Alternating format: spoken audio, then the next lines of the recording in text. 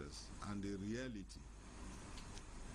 So we should implore the technique of amendment of the law. Section 18 sub 2 is very clear. I expect advocacy groups to rather appeal to National Assembly to say, look, come and sit down and consider the desirability of continuing with death penalty. But the right response is not to say, don't carry out sentences. That you say, don't enforce the law. So if you feel you want to appeal to a presidential discretion in a particular direction, you don't go through the process of condemnation. You go through the process of a legitimate appeal to a competent authority that has been saddled with a constitutional responsibility to exercise the discretion one way or the other to say, look, can you exercise it in a way, in a more sympathetic way? And I think that should have been the approach. And we must remember that those who have political prerogative, or what we may call administrative discretions, act in the greater public good. And they may have motives which are informed by certain exigencies of the moment. The President has said there is a spiraling increase in crime, particularly crime involving the taking of life. And criminal justice, like all aspects of justice, must respond to the changing moods of society. It cannot remain static just to suit certain primordial interests. Any law or its enforcement that does not respond to the going-ons in its society certainly will lose its meaning as law. Having said all this, we must remember what led to failed societies. Societies that were brought down, they were once prosperous, strong, peaceful societies. What caused their collapse? Or what caused them to go into crises that involve large-scale violations of human rights and crimes against humanity? We should not forget and go back down memory historical lane. The major cause I have continued to postulate in several fora was lack of effective law enforcement. Once you weaken law enforcement, the legal system will weaken. And once there's a weakness in the legal system, there will be a collapse of the state structure.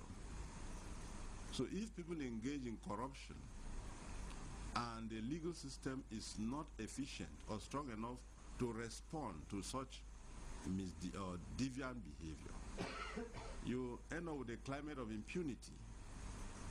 And once there's a climate of impunity, there's danger for that community. So if people kill people or engage in crimes that have a potential of a large-scale destabilization of a whole society, and you now subject it to a weak legal system, so if it cannot really provide a response, then there is an impunity building up. In that case, you'll have a system where people kill people and go without any form of redress. So we must come from maybe a more objective perspective and be more intellectual in looking at the matter, instead of just coming out in a very euphoric manner in one direction just to condemn. And yes, you may have your own different political interests, but we have a common interest, the interest of the people of the Gambia, the interest of peace for the Gambia and for the region and for the world. So, and again, like the blind men of Hindustan who went to see the elephant, people see things from a different perspective. So you must give the government of the Gambia, as presently constituted, some benefit as human beings. This is the way they see it. They need not see it from your perspective. So I think that this is whole thing about agitations concerning the death sentences should have not been approached from the right perspective. Having said that, let me not detain Her Excellency the Vice President and the rest. I will congratulate the newly sworn in members of the Judicial Service Commission The caliber of persons is noteworthy, and we assure government that the judiciary will continue to do everything to complement the efforts of the legislative and the executive and to support government policies on administration of justice. I thank you, Your Excellency. Thank you very much, Your Lordship. Now, Your Excellency, it's my honor to call on Honorable Attorney General and Minister of Justice to make his remarks.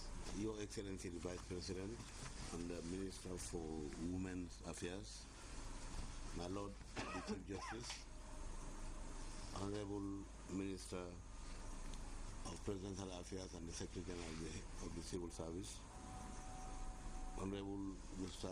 Usman Sonko, or Salase Alhaji Usman Sonko, the Minister of the Interior,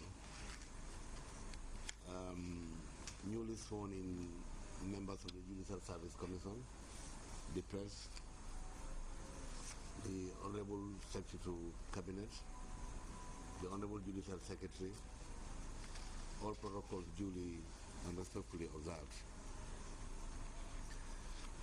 Let me first of all congratulate the newly sworn in members and further state that this is a rare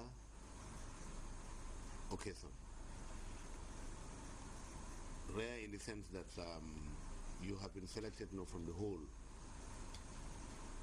There must be something about each and every one of you that has precipitated the need to appoint no other persons than yourselves. It is based on trust, it is based on confidence, it is based on